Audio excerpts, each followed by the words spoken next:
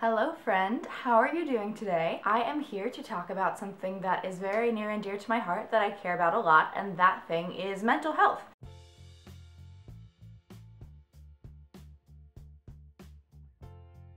More specifically therapy, more specifically the stigma around going to therapy and generally getting help for any kind of mental health issues or general concerns that you may be having. I love talking to people about going to therapy because like 3 out of 5 times the response is, oh my god, me too, tell me about your therapist. And the other two out of 5, that's the ratio I said. The other 2 out of 5 times it's like, oh, interesting, tell me more about that. I've thought about that for myself, or my brother, my best friend is in therapy and I don't know a lot about it. And I've been in and out of therapy since I was like 10 years old, so that's more than half of my life that I have spent going in little bursts to talk to people about my feelings, because I have a lot of feelings. When I first started going to therapy, I was really embarrassed about it.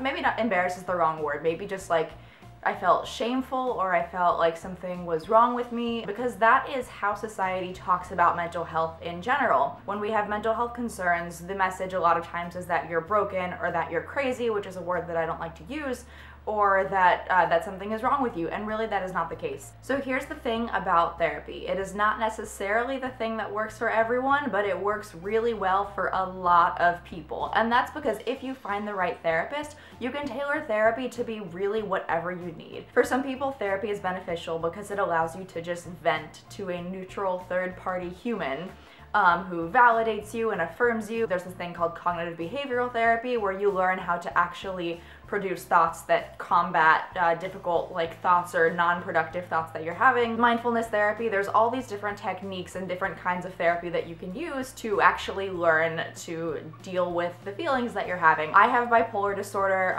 with depression and anxiety on and off, so that kind of explains why sometimes I need therapy more times than others, and a good therapist will validate that and will help you work through that and make it so that you can experience sadness and sometimes depression and anxiety and really heavy things without it ruining your life. So the stigma around therapy comes from this deep-rooted system of ableism, where we think that people who are neurotypical, as some people like to say, or who do not deal with serious mental health issues are somehow better than people who do have some kind of mental health issues. So the reality is that none of us is ever gonna get through life without a little bit of mental health stuff now and then, just like nobody goes through life without occasionally having to go to the doctor. Everyone is going to go through it, and so to pathologize and marginalize and stigmatize the people who deal with it for longer periods of time, or for whom it's a more salient part of who they are and their day-to-day life, that's a really crappy thing to do. I will say it can take a really long time to find a therapist that is the right match for you, and for some people that can be reason enough not to go, right? I have had therapists that I only went to for 3 or 4 sessions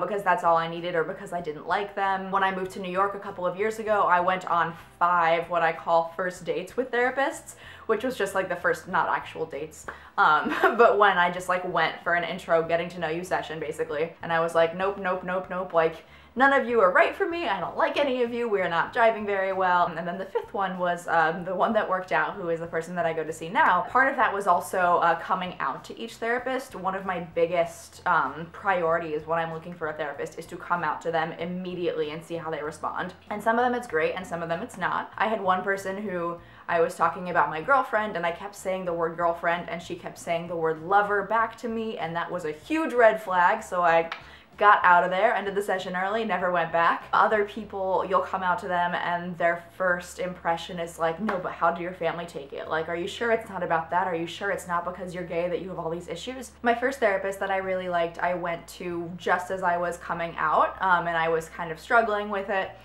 And she told me to write a letter to my parents that was a coming out letter, because I didn't really have a good formal coming out to my parents that I had planned. So she was like, here, write a letter to your parents coming out, and I wrote it, and I went back and I read it out loud to her, and I cried, and it was really hard, but it was helpful. So that was a time when a therapist set a really good example for me by identifying that there was a specific problem linked to my sexual orientation that I was having that I wanted to talk about. But after that, the good ones have been the ones who recognize oh, this is just a part of who she anxiety is, and actually the anxiety is based on something totally unrelated, so we don't even have to talk about that piece right now. So that leads me to a little footnote about like the hurdles of going to therapy sometimes. So finding a therapist is a big one, of course. Some people have had traumatic experiences with therapists who misgender them or who delegitimize their identities, which sucks, and I'm sorry that you went through that. Other people, it's just not what they need. So for me, my mental health wellness routine involves going to therapy and taking meds, and also just doing regular self-care check-in things. For some people, it's only bits and pieces of that.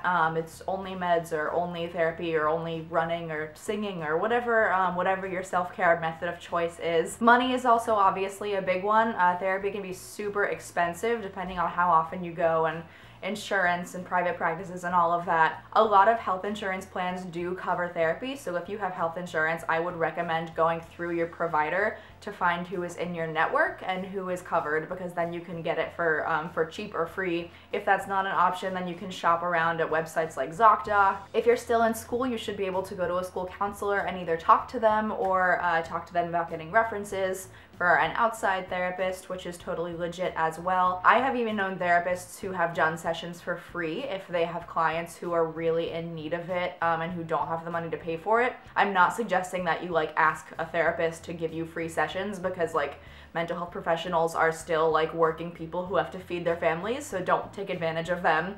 But most people are really great, and maybe not most people, a lot of people are really great about working with you and coming up with a payment plan and a schedule that works for you. Therapy has been life-changing for me, and I would recommend it to anybody who even remotely thinks that it might help them. You can figure out a plan that works well for you and that is tailored to exactly what you need to just be your best self. Not necessarily get better, because mental health conditions aren't things that we cure, they're things that we learn to live with and to accommodate into our lives. Therapists are there to help you figure out how that works for you. The moral of the story is that mental illness is nothing to be ashamed of, and neither is going to therapy. Your emotions are valid exactly as they are, and you have every right to feel them, and if they are troubling you, that is a great reason to go out into the world and to seek out help to make you be at peace with the brain that you have, because it can be a really good one, and it should be.